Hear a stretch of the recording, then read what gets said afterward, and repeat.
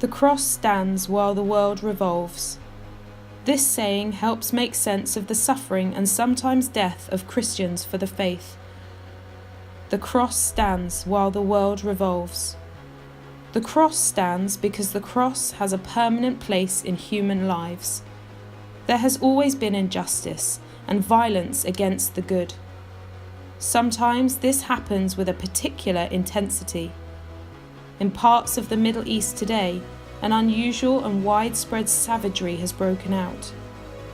Human beings are capable of passionately and calmly devoting themselves to the complete destruction or uprooting of people who are, in reality, their brothers and sisters.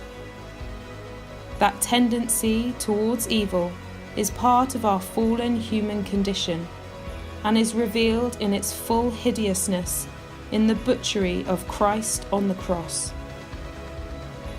A great writer once said that Jesus will be in agony until the end of the world. Christ is in agony in his suffering members of the church today.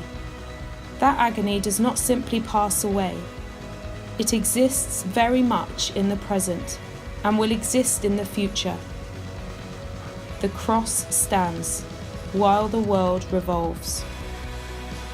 It can be hard even to think about what some people have to endure. It can be painful merely to contemplate the fact that, humanly speaking, many people find no happy ending. Yet when many people die, they die with the words of Jesus on their lips.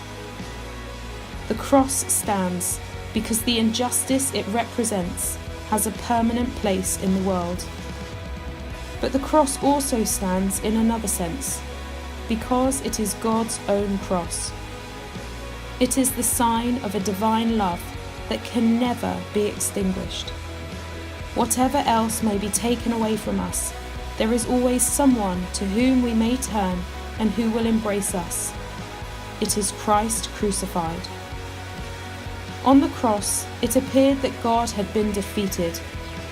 And so often today, humanity and goodness appear to have been crushed.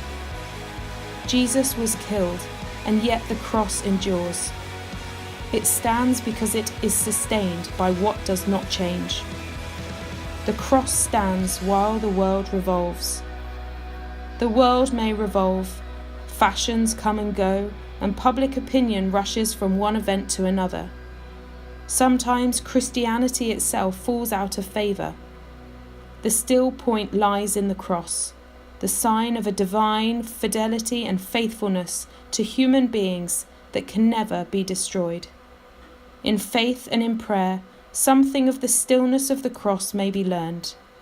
It may be imitated even by those who are spared the violence of the cross, in work for peace and reconciliation, and in solidarity with those who suffer.